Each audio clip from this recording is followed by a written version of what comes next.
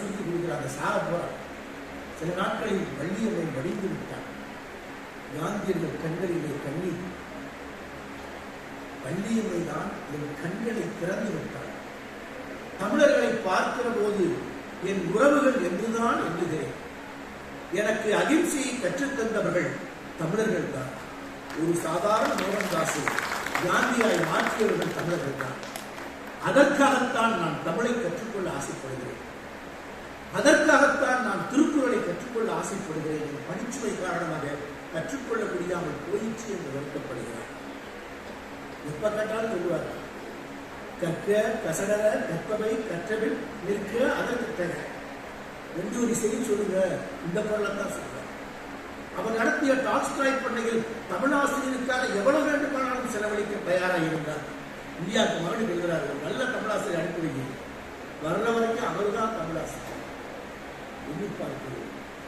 அந்த மகாத்மா காந்தியடிகளை அதிர வைத்த 2 தமிழர்களில் ஒருவர் பாரதி, இன்னொருவர் ஜீவா.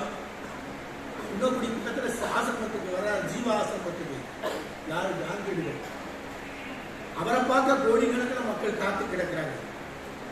அவர் வெளியசைவுக்கும் விரலசைவுக்கும் அவர் வார்த்தைகளுக்கும் கோடிக்கணக்கான மக்கள் காத்து கிடக்கிறார்கள். மகாத்மா காந்தியை பார்க்க இவர் எங்க போறாரு? குங்கக்குடிக்கு பக்கத்தில் ஒரு கிராமம், சிராவயல் என்ற கிராமம். அந்த ஆசிரமத்தை ஜீவா நடத்திக்கிட்டு இருக்காரு. ஜீவாவை பார்த்து கேட்கிறாரு, ஜீவா உங்களுக்கு எவ்வளவு சொத்து? தன் கையால் தான் 10,000 கஜம் நூலை ஜீவா காந்தியடிகளுக்கு பரிசா தர்றார். காந்தியடிகளுக்கு உங்களுக்கு எவ்வளவு சொத்து? இல்ல, தேசம்தான் என் சொத்து என்று ஜீவா சொல்றார். குடும்ப காந்தியடிகள் சொன்னார், இல்லை ஜீவா, நீங்கள் தான் தேசத்தின் சொத்து என்று காந்தியடிகள். இப்படித்தான் தமிழர்கள் மகாத்மா காந்தியடிகள் வாழ்வில் மிகப்பெரிய தாக்கத்தை ஏற்படுத்தியிருக்கிறார்.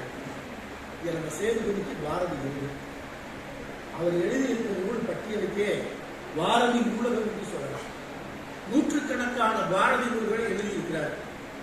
அவர் நம் மண்ணை சேர்ந்தவர், ஆதினத்தின் பள்ளியில் பயின்றவர். அதையெல்லாம் இந்த தனிச்சிறப்பு. சேதுபதிக்கு பாரதிக்கு பெரிய தொடர்பு. சேதுபதி பாரதியிடம் தமிழ் கற்றார்.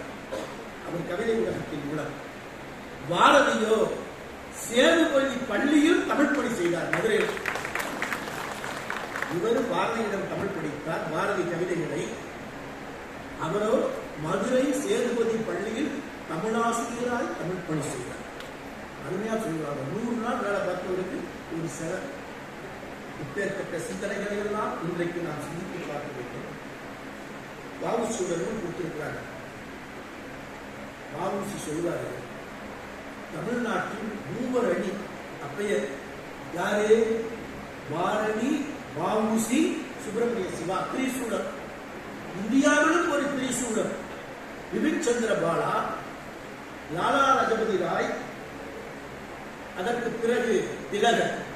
3 திரிசூலம். இந்தியாவின் திரிசூலத்தை போல தமிழகத்தில் இந்த 3 திரிசூலமாக இருந்தார். பிபின் சந்திர பாலாவை விடுதலை செஞ்ச உடனே சென்னையில பெரிய வெற்றி விழா கொண்டாடினார் பாரதி. பாரதிய வெள்ளை அரசாங்கம் ஒன்றும் செய்யல. இதே விழாவை திருநெல்வேலியில் நடத்திய வாவுசி சிறை கொட்டடியில் அடைத்தது. பின்கே வழங்கிய தீர்ப்பு, தம்பி மீனாட்சிபுரம் பைத்தியம் ஆயிட்டான். என்ன தீர்ப்பு?